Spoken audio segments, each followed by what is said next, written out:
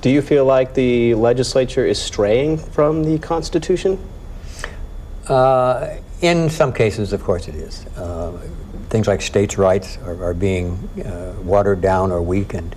But one of the important things about the HRA is, and I think I'd mentioned before, it's not a secret organization. It's not we don't have secret handshakes or dues.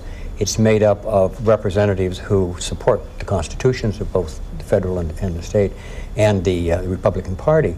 And so we don't call people conservatives or liberals or moderates, but Republicans based on the records that they're voting in support of the Constitution. Do you think there's a stigma at all with this group, that it's a far-right group, that they're way out there? Maybe in the past, and Bill will, I'm sure, chime in on this, but one of the things that you can think of it almost as a Google organization, in as much as if you've got a question on any particular subject of legislation, someone in the group, and we range sort of like the Marine Corps. We don't have ex-HRA, we have former HRA members who still contribute to advice and information. So someone in the HRA organization has in-depth knowledge of almost any single piece of legislation. So they can come there, get that advice, and make their own minds up as to how they vote.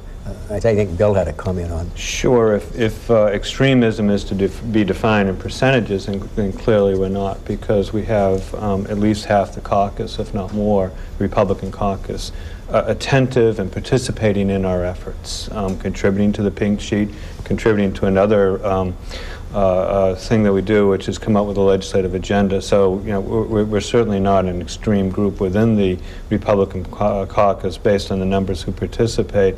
And if extremism is to be defined in terms of political philosophy, we're no more extreme than the Republican Party platform in New Hampshire, which is clearly not an extreme platform. So you kind of consider yourselves parallel or right there with the Republican Party? We consider ourselves platform Republicans. And to that end, just if I might add something, we have a number of former and current HRA members who are members of the leadership team. And you can go back several sessions ago, we had Roger Johnson as an example, who was in the leadership team of the House, the majority party at the time, who went off and became the undersecretary, one of the undersecretaries of education for the Bush campaign. We had Bob Guida, who was a deputy majority leader, who is now thinking of running for the 2nd congressional district seat. Bill O'Brien was recently also a member. People will ask if it's right there with the Republican Party, what is the need, I guess, for this extra group to be out there? The focus really is on the legislature and putting a spotlight on it that all the voters can see. It's basically saying to the voters, here's how your legislator is voting. You sent up there a Republican. Here's whether or not he or she is voting as a Republican. And so the combination of the recommendations and the roll call votes and the scorecard are intended to do just that.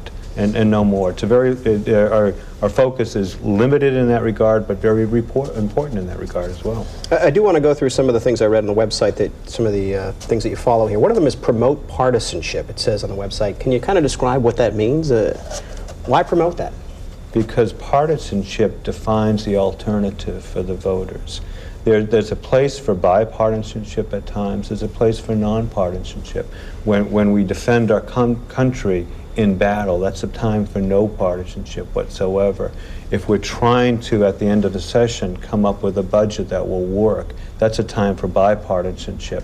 When we are trying to define the alternatives for voters, whether or not they want an aggressive government that is fully involved in their lives, or whether, as we think, the founders of this country want, and that most of our constituents want, which is limited government with low taxation and one that is very respectful of individual rights. We need to have partisanship that defines those alternatives. But people will say, well, you should work together on everything to come up with a solution. Is that? Absolutely, but you have to bring your different ideologies to that discussion. Okay. And there truly are times that we do need to work together. There's times that we have to be very honest with people as to what our political philosophy is and who they're getting when they vote for us. One of the other things on there where it says, respect our constitutions. We are not in favor of passing feel-good legislation and leaving it to the courts to determine the legality. What does that mean? Well, exactly what it says. We shouldn't be passing legislation that is a popular trend at the moment, just because somehow it feels good. Could you give examples, I guess? Well, things like seatbelt laws are a good example. Helmet laws, swimming caps. These are things where you have a group of individuals who believe somehow they know best how you should lead your life or how you should raise your children. To me, those are feel-good legislations. It feels good because, gee, we should just do that. We should ban trans fatty foods because it's not good for you. Well, we believe people have personal responsibilities for their own well-being and their own health. Does this fall under sort of the umbrella of being a libertarian in a way? Not necessarily. It's more, to coin a phrase, using the nanny state. We want to mother everyone and tell them what we think is good for them, and consequently we don't believe that we need the government telling us how to live our lives.